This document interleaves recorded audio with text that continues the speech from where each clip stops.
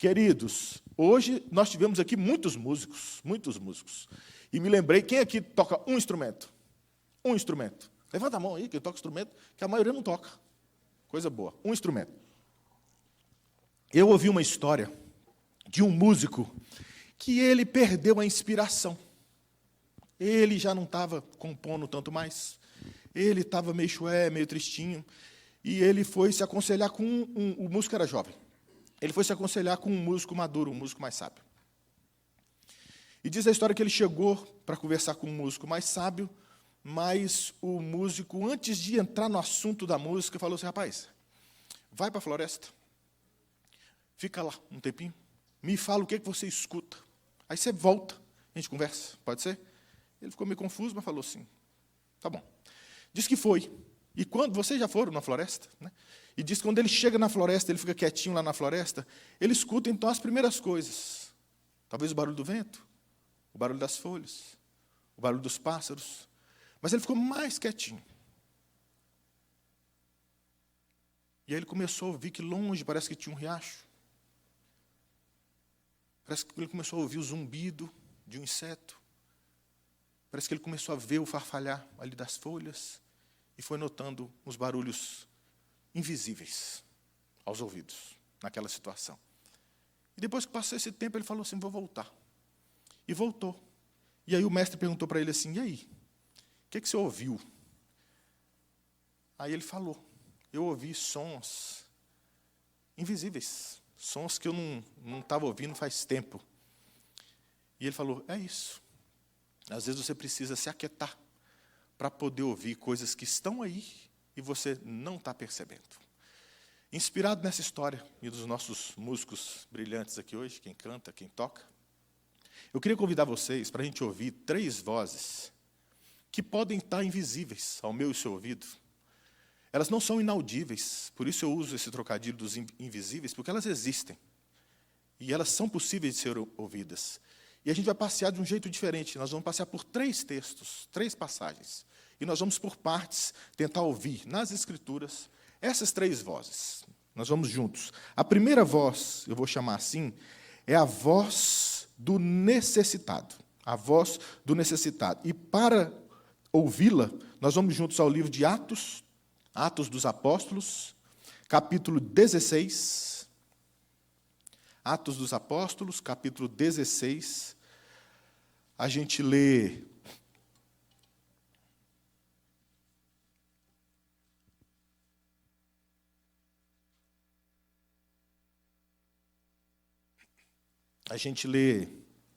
o versinho 9 e o versinho 10. Atos dos Apóstolos, capítulo 16, verso 9 e 10. A voz do necessitado, é a primeira voz. Diz assim o texto. À noite, sobreveio a Paulo uma visão, na qual um varão, um homem macedônio, da Macedônia, estava em pé e lhe rogava, dizendo, passa a Macedônia e ajuda-nos.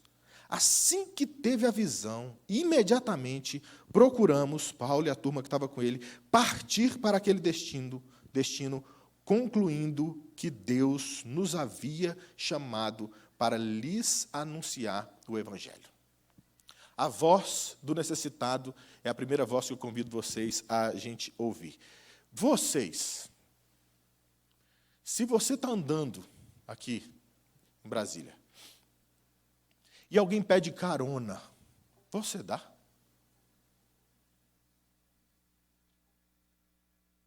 Se tem alguém com um pneu furado, você para ajudar? E se você escuta alguém gritando, socorro! Você vai acudir?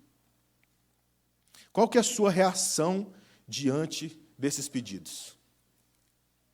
Aí você bota a culpa em alguma coisa. Mas é muito perigoso, Carlitos. Eu vou dar carona. Vai que é um doido. Vai que é uma maluca. Vai que faz alguma... Eu vou parar para ajudar a trocar o pneu. Vai que ele botou uma mulher que está do lado de fora do carro só como isca e vem um malandro e ele quer me roubar. Socorro, socorro, socorro. O que eu vou fazer? Eu não sou nem bombeiro. O que eu vou fazer? Socorro, socorro. Eu vou correr também. Porque senão, pouco eu são 2 gritando. Socorro, isso é conversa da minha e da sua cabeça. A lição que a gente percebe aqui é que há uma necessidade clara, há um grito claro, um pedido de ajuda. Paulo aqui, ele estava tentando ir para alguns lugares, o Senhor o impedia de ir, o próprio Espírito diz o texto, nas passagens anteriores aqui, que Paulo queria anunciar o Evangelho para alguns lugares, o Espírito não deixa ele ir, e então ele tem essa visão. Normalmente a gente sonha com coisas que a gente estava pensando, coisas que estão na sua cabeça, normalmente são as coisas que vão visitar o seu sonho à noite. Ele só pensava em pregar, pelo visto, né? Porque aí vem essa visão, ele entende, então, discernindo que era para pregar o Evangelho, que era para ir para lá. A voz do necessitado. Então, a gente vê, naturalmente, uma necessidade e uma disponibilidade de Paulo de fazer isso, né? E isso é meio assim, acontece, por exemplo, como a gente vê essa vida nova. Por que você nasceu? Eu já pensei isso, irmão, vou ser sincero com vocês, até com cachorro. Porque tem cachorro que é cachorro de madame.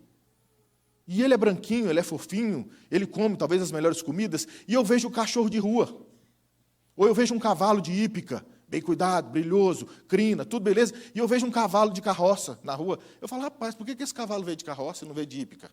Por que esse cachorro veio de rua e não veio de uma madame? Então, essa diferença tem, mas no nosso meio também. Por que um vem rico e o outro vem pobre? Como é que é isso? Então, parece que tem o mistério do pobre, porque Deus fala que sempre eles vão estar no meio de nós, mas tem o ministério do rico. Parece que a resposta do pobre é o rico.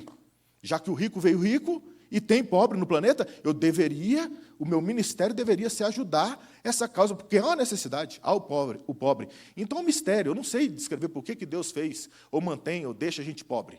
Mas tem gente rica também. Então, o mistério da pobreza, para mim, ela é respondida pelo ministério da riqueza. Aqui a gente vê que tem uma necessidade.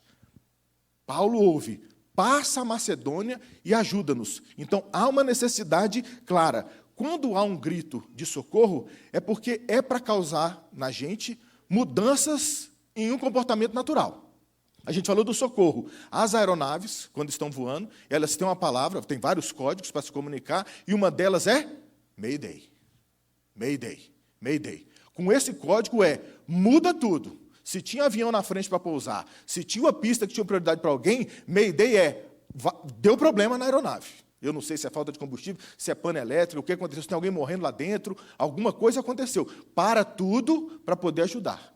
Diante de uma necessidade, você para tudo para poder ajudá-la, ou você toca a sua vida do seu jeito?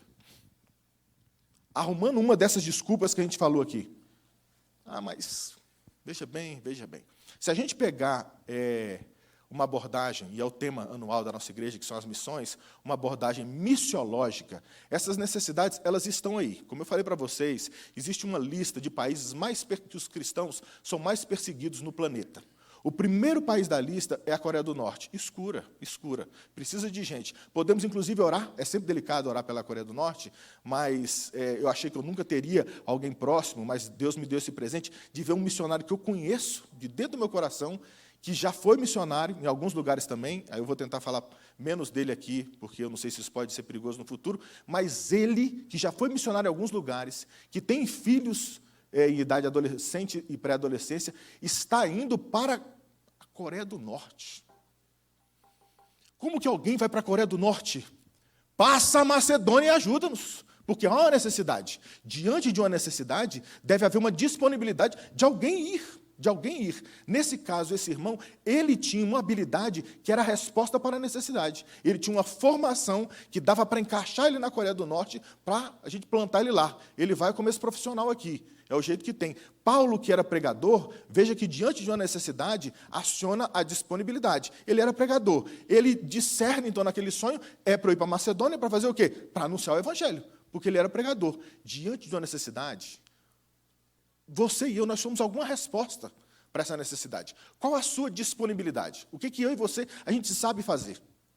Talvez a gente não vai para a Coreia do Norte, mas nós vamos orar incessantemente pela Coreia do Norte? Nós vamos levantar uma oferta para esse missionário ir à Coreia do Norte? Ou lugares escuros como a Somália e Iêmen, que vem descendo na lista, né? O primeiro é a Coreia do Norte, depois Somália, depois Iêmen, países escuros, difíceis demais. Não é para você pensa, de jeito nenhum, Carlitos. Eu estou velho, eu estou nova, eu não tenho instrução. Às vezes esse chamado é para você, queridos. Os missionários saem de onde? A gente ora por missionários. De onde que vem missionário? São de igrejas como essa aqui. Eles estão sentados, o missionário talvez está sentado no seu banco. Dá para você fazer alguma coisa. Talvez não seja longe. E veja como a necessidade, esse grito, né? Essa necessidade, no caso do texto aqui, fala, passa a Macedônia. Eu e minha esposa, a gente teve o privilégio de ter uma formação na Noruega, por uma série de motivos. Um dia eu tento explicar por que foi para lá, mas nós fomos fazer um curso de missiologia na Noruega. E eu lembro que, nas lutas de quando você está atendendo um chamado, a gente teve algumas lutas, uma delas foi o julgamento de alguns irmãos, não eram estranhos, não, né? Talvez até alguns de vocês, dizendo assim, para a Noruega até eu vou. Então vai. Se para a Noruega até você vai, então vai você, né? Porque a gente pensa, Noruega, altíssimo IDH, Índice de Desenvolvimento Humano, não precisa nem de Jesus, nem de ninguém. Eles têm petróleo, têm fiord, têm frio, tudo é lindo, aquilo é um cartão postal. Na Noruega, uma das oportunidades que a gente teve lá, foi solicitado para a gente anunciar o evangelho para um grupo de adolescentes, e eram 2 grupos, um vinha às 4 horas, o outro vinha às 6 horas. No culto das 4 horas, a pessoa que estava liderando aquele culto me solicitou que eu pregasse para esses grupos. Eu preguei no culto das 4 horas. E você já me conhece um pouco, nós somos parentes na fé aqui, e aí eu meti o pé, falando de inferno, de perdição, porque menino nessa idade é a hora que ou salva ou perde, né? Aqueles meninos com cabelo em pé, aqueles tupete, aquelas roupas, e eu falei do inferno, em João 3,16, que Deus veio, aquele meu inglêsão rasgando. A hora que acabou o culto, que chegou o segundo culto, a pessoa me chamou no canto e falou assim, Carlitos, ela não falou Carlitos, né, porque ela falou assim, Carlitos, vai vir um segundo grupo aí, mas freia aí no inferno aí. Não fala do inferno, não, porque os meninos já sofrem demais, e não dá para estar falando de inferno assim, não. Aí eu fui no meu amigo que era missionário e falei, agora a casa caiu, porque está no Evangelho, como é que não fala do inferno? O texto é João 3,16. Aquele que não crê perece, para não perecer. Aí eu dei meu jeito de falar, mas eu falei, perecer, ser destruído. Não falei inferno, falei ser destruído, a morte eterna, porque não tem jeito. Eu falei, antes de eu ficar bem com Deus, o que é com esse povo aqui? Pelo amor de Deus. E a gente percebeu que a Noruega, ela é praticamente, que era muito cristã, parte de toda a filosofia que construiu aquele país é o cristianismo, e eles estão passando do cristianismo.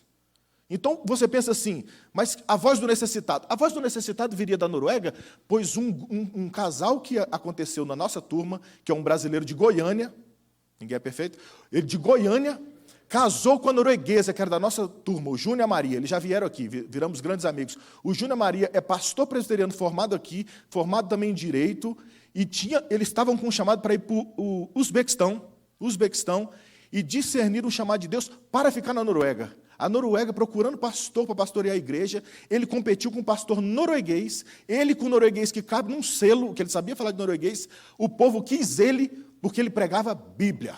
E hoje o Júnior e Maria, ele é pastor e ele mora na Noruega, em Molde, pregando, vou visitá-lo em breve agora.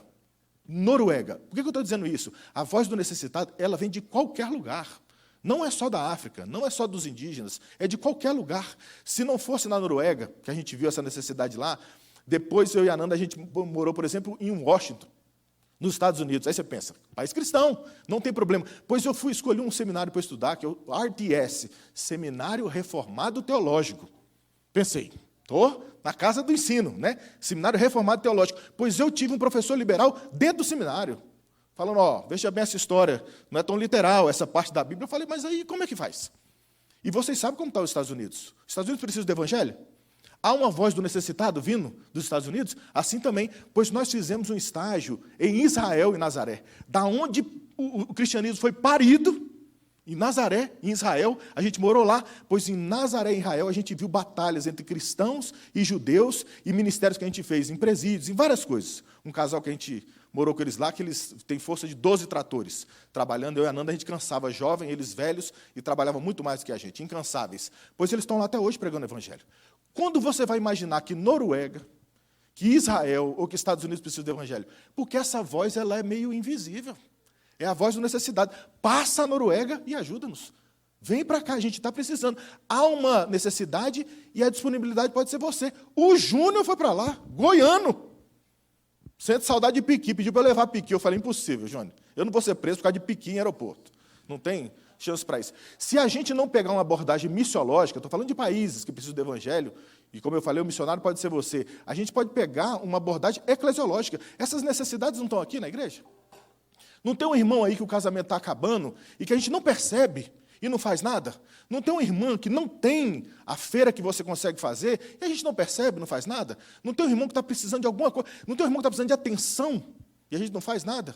Eu ouvi ontem, da minha sogrinha, que ela visitou uma senhora e falou assim, mas o meu marido não é visitado. Aquilo vale para mim e vale para todos nós. Por quê? Porque eu estou sempre com uma desculpa. Se não é o medo da carona, porque vão me matar, é porque eu estou muito ocupado, eu sou casado, tenho 2 filhos, viajo o mundo todo.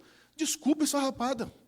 A necessidade está aí. Eu estou decidindo não ouvir essa voz. A voz do necessitado, ela está em todo lugar, ela pode estar longe, mas pode estar perto de mim e de você. Paulo discerniu os dons que ele tinha.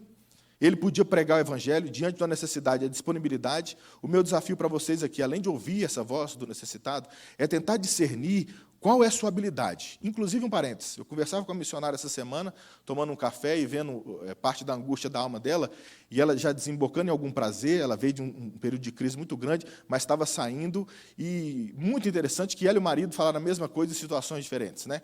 Que à medida que eles começaram a servir, eles estão se sentindo melhor. Para mim parecia óbvio. Por quê? Se tudo foi feito para alguma coisa, isso para borrifar, isso para apoiar o texto, o telefone para ligar e o óculos para enxergar, quando você faz o que você foi feito para fazer, você é mais feliz. Ponto. Simples assim. Então, tentem identificar qual que é o seu chamado, porque, normalmente, a necessidade que você vai ver está ligada à disponibilidade que você pode ter. Se você viu teia de aranha na igreja, é porque você foi chamado para faxina, irmão.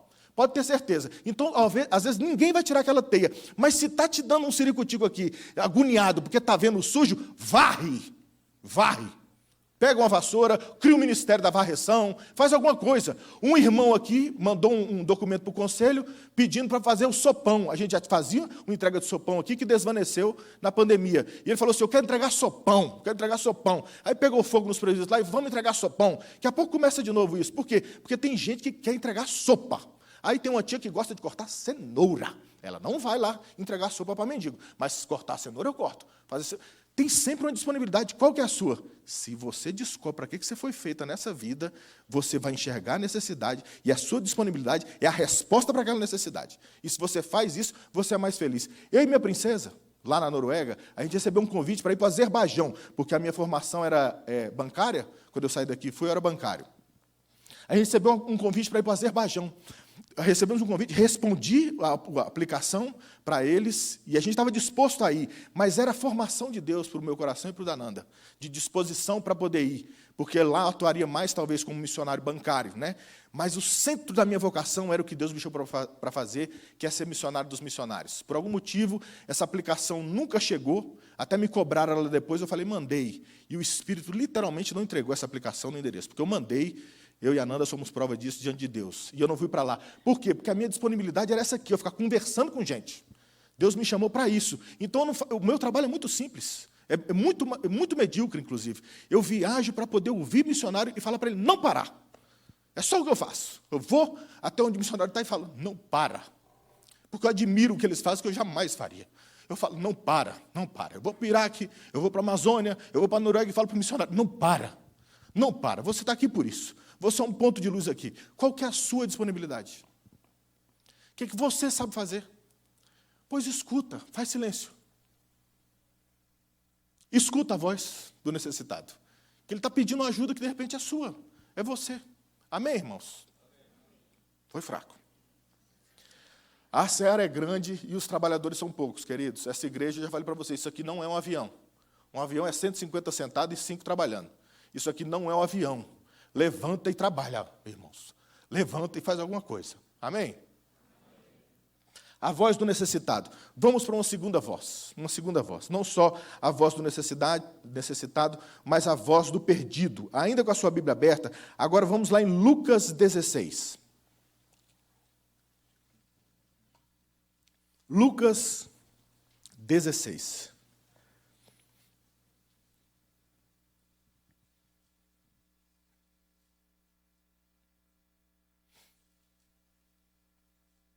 Lucas 16, essa história, ela está ali entre o versinho 19 e o 31. Deixa eu ver qual que a gente vai ler aqui só. Lucas 16. A história do rico e de Lázaro. A gente vai ler apenas o versinho.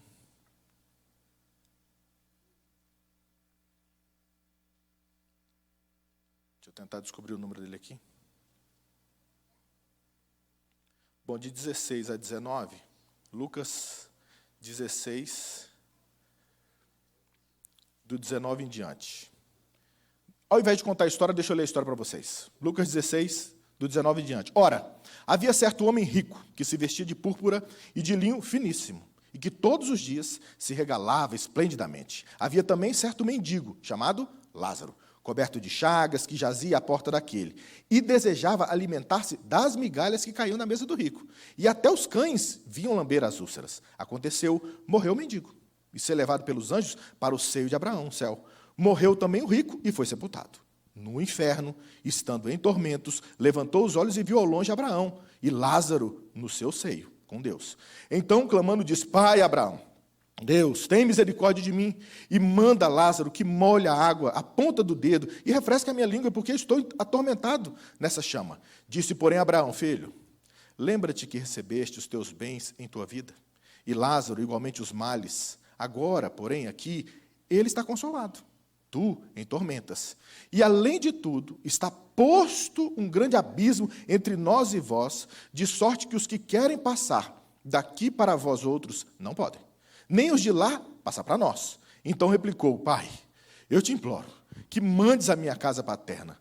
Verso 28, era esse que eu queria. Porque tenho 5 irmãos, para que lhes dê testemunho, a fim de não virem também para este lugar de tormento. Respondeu Abraão: eles têm Moisés e os profetas, ouçam-nos. Mas ele insistiu: não, pai Abraão, se alguém dentre os mortos for ter com eles, arrepender-se-ão. Abraão, porém, lhe respondeu: se não ouvem a Moisés e aos profetas, tampouco se deixarão persuadir, ainda que ressuscitasse alguém dentre os mortos. Queridos, sou encantado com essa história. Encantado com essa história. O camarada morreu e foi para o inferno. Você já ouviu voz de morto? Fisicamente morto? Se ouviu, não foi do morto, tá? Se você ouviu, isso não é voz de morto, tá? Voz de alguém fisicamente morto, ninguém escuta. É impossível. Então, aqui, o nosso segundo ponto é, não só a voz do necessitado, mas a voz do perdido. Aqui, Deus nos dá o privilégio de ouvir a voz de alguém espiritualmente morto. Abre uma janela para a gente ver no inferno alguém que morreu. Quem está no inferno, o que diria? Quem está indo para lá? Isso é um privilégio para mim e para vocês. Tem um grito do perdido dizendo: socorre-me, pelo amor de Deus. Se puder molhar o dedo numa água e pingar na minha boca aqui, porque é quente demais, é sofrimento demais. Não tem jeito, tem um abismo aqui, de quem está de lá não vem para cá, quem está daqui não vem para lá. Pois então manda lá em casa, que são 5 irmãos e eles não podem vir para cá. Pelo amor de Deus, a voz do perdido. A gente não pode ouvir a voz de alguém fisicamente morto, mas nós podemos. Faz silêncio. E escuta essa voz invisível, que é a voz do perdido.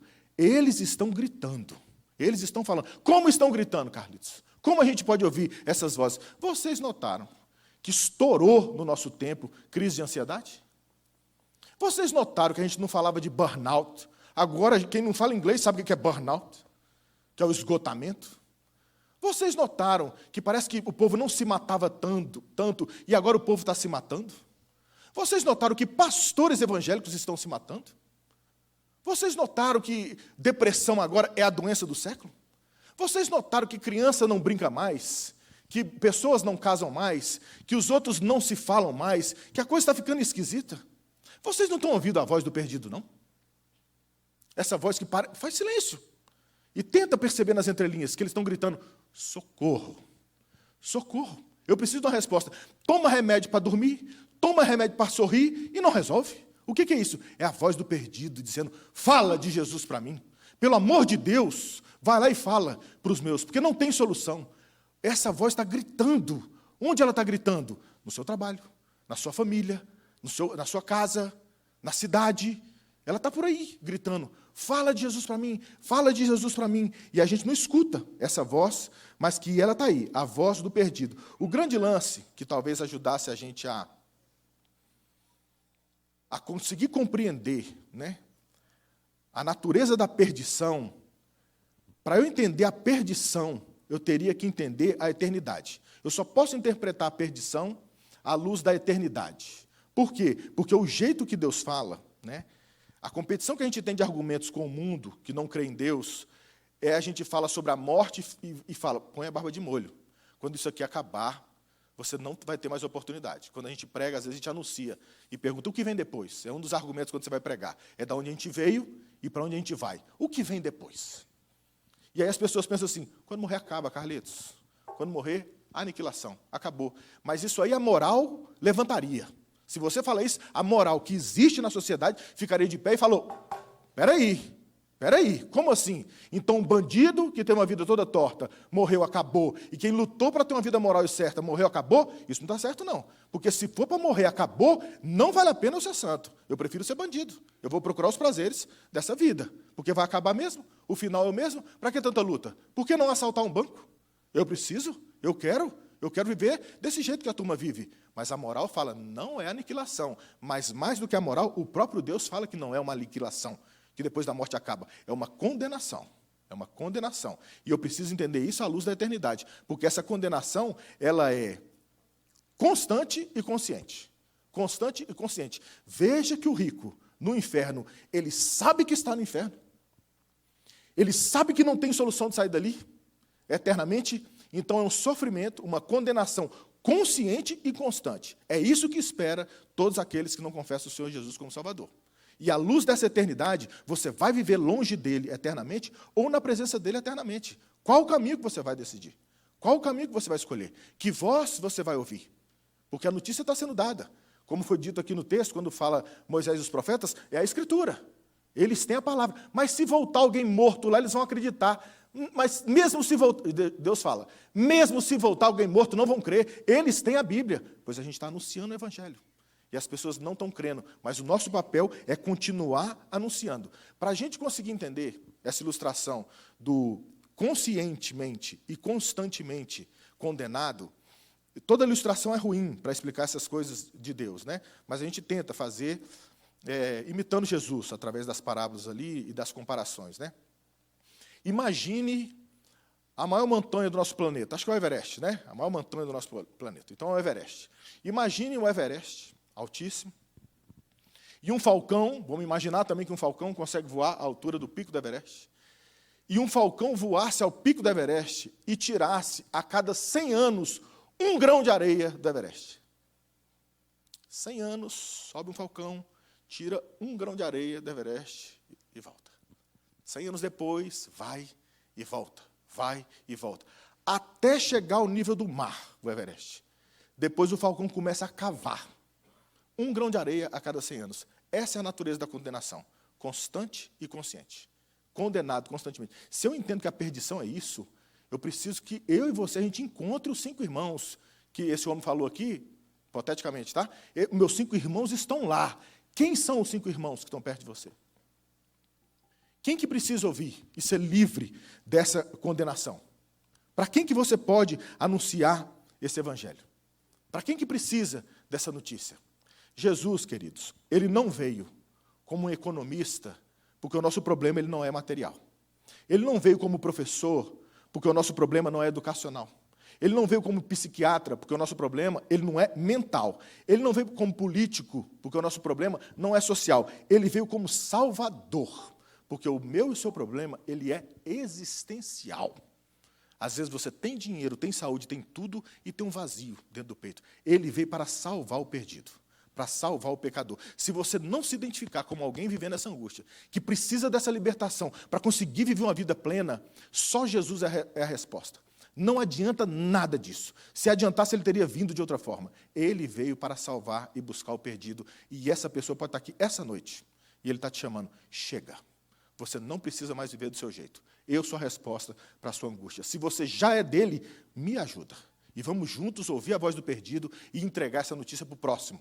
e para o próximo, e para o próximo, e vamos saqueando o inferno para a glória de Deus. Esse não, Jeová, glória a Deus. Esse não, esse filho não, essa sogra não, esse vizinho não, esse colega de trabalho não. E nós vamos sendo usados por Deus pregando o evangelho para que a voz do perdido vai ficando cada dia mais fraca. Não tem mais voz do perdido. Cadê a última voz? Onde ela está? Vamos atrás dela. Amém, queridos? Amém? A voz do necessitado, a voz do perdido, a última voz e a gente termina. A voz do Senhor. Vamos juntos agora para o Evangelho de Marcos, um versinho que vocês conhecem bem. Marcos, capítulo 16. Verso 15. Marcos, capítulo 16, verso 15. Eu vou ler uma primeira vez e todos vocês juntos, quando eu terminar, leiam em voz alta uma segunda vez, por favor. Diz assim o texto, Marcos, capítulo 16, o versinho 15. E disse-lhes, Jesus, ide por todo o mundo e pregai o evangelho a toda criatura, todos.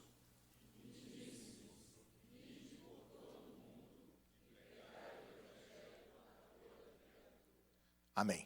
Queridos, vocês se lembram de um episódio, que está descrito aqui nas nossas escrituras, de um menino que ele trabalhava com um pastor, e ele dormia na igreja. O pastor também tinha casa pastoral, e ele dormia na igreja. Ele ainda não discernia a voz de Deus. E diz que a voz de Deus naquele tempo ela era muito rara de ser percebida. E diz que eles foram dormir uma noite, o menino trabalhava com o pastor. E de noite o menino escuta o nome dele, ele chamava Samuel. E de noite ele escuta uma voz chamando ele, Samuel. Aí ele levanta e fala, é o pastor. E vai lá no pastor Eli e fala, o senhor me chamou? Ele fala, não, vai deitar. Ele volta e deita. Passa um tempo ele escuta, Samuel. Ele fala, uai, o pastor está chamando, agora ele está chamando. Aí ele volta no pastorzão e fala, pastorzão, é o senhor? Ele fala, vai deitar, filhote, está tranquilo, está de noite, está tarde, amanhã tem culto. Ele volta.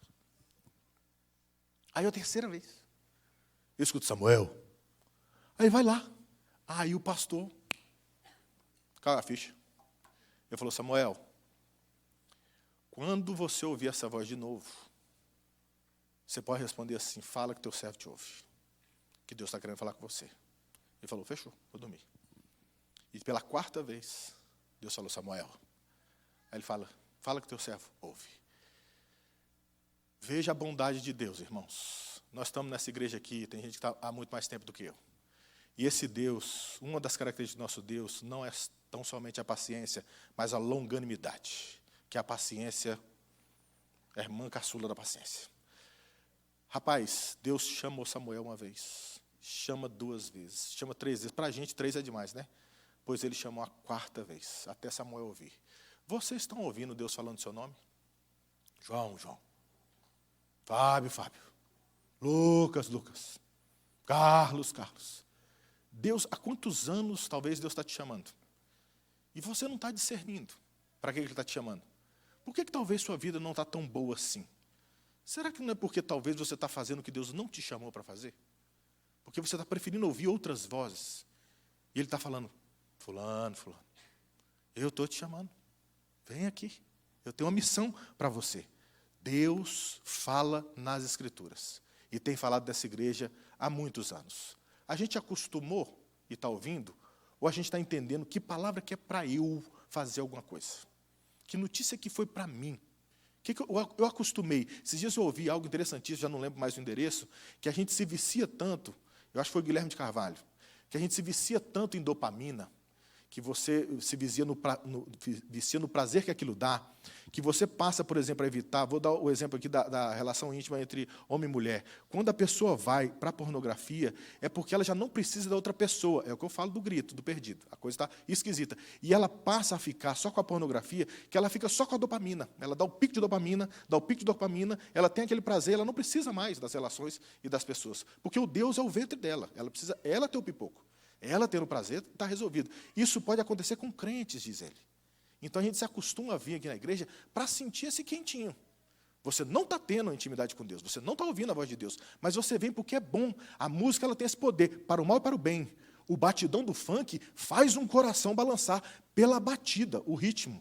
O ritmo existe. Então, quando um louvor desse é bem cantado, como foi aqui, ele pode te embalar, mas você não está adorando a Deus. Pode não estar adorando a Deus. Porque a gente se vicia nisso, nessa sutileza de viciar na dopamina. Deus pode estar falando e eu e você, a gente não está percebendo a voz dele. Mas ele é misericordioso, amoroso e repete e fala. E talvez seja a quarta vez aqui hoje para você. Samuel, e a sua resposta eu espero que seja, pode falar. Eu quero te ouvir, Deus, a partir de hoje. Eu quero ouvir a voz do Senhor para a gente fazer alguma coisa. Agora, a gente pode ser sincero aqui, que Deus, ele dá ordens difíceis demais. Difíceis de cumprir e de entender, né? Eu me lembrei aqui daquele episódio em que o menino aparece com os pães e com os peixinhos e uma multidão para ser alimentada, e Deus fala, começa a alimentar o povo. Então, as ordens de Deus, elas são difíceis. É tipo assim, como assim? Esse pão e esse peixe aqui, como é que faz? Mas, à medida que ele sai obedecendo, diz o texto que aquilo alimentou a multidão toda, a multiplicação dos pães e dos peixes, e ainda sobrou alguma coisa. Ele dá essas ordens difíceis. Ele chega para Pedro e fala assim, Pedro, vem. Mas não tem lógica alguém andar sobre as águas. Ele fala, vem, é uma ordem difícil, impossível. Mas se ele está falando, ele está dando a ordem, vem, e Pedro vai andando, ele andou verdadeiramente sobre as águas. São ordens difíceis que ele dá. Quando ele diz aos 10 leprosos, pode ir, eles tinham que ficar banidos, porque era lepra, 10 leprosos. Quando ele diz, pode ir, eles falam, não tem lógica, a gente não pode se misturar com eles. Mas à medida que eles obedecem àquela ordem difícil, talvez impossível, eles obedecem, diz que no caminho eles se percebem curados da lepra. Qual que é o meu ponto aqui? As ordens de Deus, elas são difíceis demais. Eu sei que é difícil para mim e para você a gente pregar o Evangelho. É desafiador, é constrangedor pregar o Evangelho. A gente parece idiota por crer nessas coisas. Os argumentos são muito fortes de lá para cá. É sempre maioria contra a gente. Normalmente a gente é um ponto de luz no meio da escuridão, a turma falando mal. Às vezes tem crentes que são agentes secretos, que quando você se expõe, aparece e você fala, pô, tu é crente? Por que a gente não veio de turma? Então, é difícil pregar o Evangelho. É uma dessas ordens, estou falando de ordens de milagres que aconteceram. Mas eu estou sendo sincero comigo e com você, porque é difícil obedecer. Mas a gente obedece como? Por fé. Se Deus está falando, ide e anunciar o Evangelho, ouça a voz do Senhor, que está falando, pode pregar. Não é pela sua habilidade. Nosso pastor está estudando com a gente aqui, Jonas. Jonas! O homem foi habilidoso. Prega mal, prega sem querer. Em 40 dias isso aqui está tudo acabado, vai tudo acabar. Pregou o evangelhão, Jesus desceu, cresceu, nasceu, morreu, ressuscitou, você precisa se converter dos seus pecados. Em 40 dias vai tudo acabar aqui, ó. E faz correndo na cidade. Passou correndo. O pregador era eloquente? Era bom de Bíblia? Era teólogo? Muito pior do que nós. A gente tem mais Bíblia que o Jonas. Ou ele tinha mais Bíblia que nós, mas não quis usar, né? Porque ele não queria a conversão dos ninivitas. O meu ponto aqui é, não depende de você e não depende de mim. Não é pelo nosso jeito, não é pela nossa eloquência, não é porque eu sou tímido, eu sou extrovertido. Não é isso, é a obediência. Se Deus falou, ide pregai, ouça a voz do Senhor. Samuel, Samuel. E faz o que ele está falando para alguém. Para alguém. E ele pode usar a sua boca, porque a notícia que eu preciso ouvir, ela está na sua boca, e vai dar certo. Carlinhos, por que vai dar certo um negócio desse? É difícil a ordem, eu não consigo. E eu quero terminar. Termino com vocês aqui, contando uma história que eu contei esses dias ali na nossa sala. De como que a gente vai dar conta desse negócio? Especialmente dessa ordem, essa voz de Deus, a última ordem, de anunciar o Evangelho. A história que eu ouvi, talvez alguns de vocês ouviram, é que um casal, muito amoroso um com o outro, num dado momento da história, a esposinha desse senhor, que era militar, ela ficou cega. Ela ficou cega. E para quem já viu ficar cego, parece que é ainda pior. Ela ficou cega. E aí ela, passando por aquilo, ficou longe do trabalho um tempo. Ele também se afastou do trabalho dele como militar. E ele dedicou um tempo a ajudar a esposinha dele a tentar reengatar na vida, nas rotinas da vida. Então, no começo, ele ficou com ela e ela foi aprendendo a se movimentar em casa, a pegar as roupas no guarda-roupa, a encontrar a xícara no lugar certo, aonde que estava a chaleira, aonde que estava o pó de café, como que ela ia fazer agora para medir as quantidades para passar o cafezinho dela.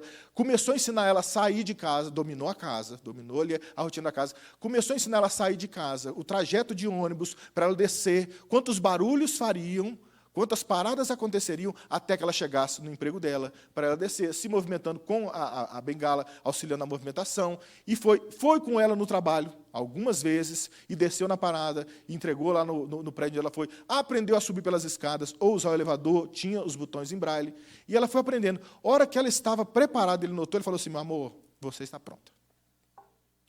Você está pronta. Agora, ela com medo, agora você pode ir sozinha trabalhar.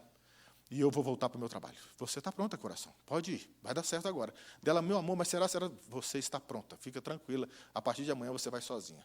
E disse que ela começou receosa, mas foi. Foi um dia, foi 2 para o trabalho, pegando um ônibus, motorista e tal. Começou a cumprimentar o pessoal ali, o motorista pelo tom da voz dele, foi reconhecendo. Um dado dia, ela está saindo do trabalho e o motorista aborda ela entrando no ônibus para ir para casa e fala assim, você é uma mulher de sorte, né? Ela ficou irada com ele. Ela falou assim, sorte? Está de brincadeira comigo?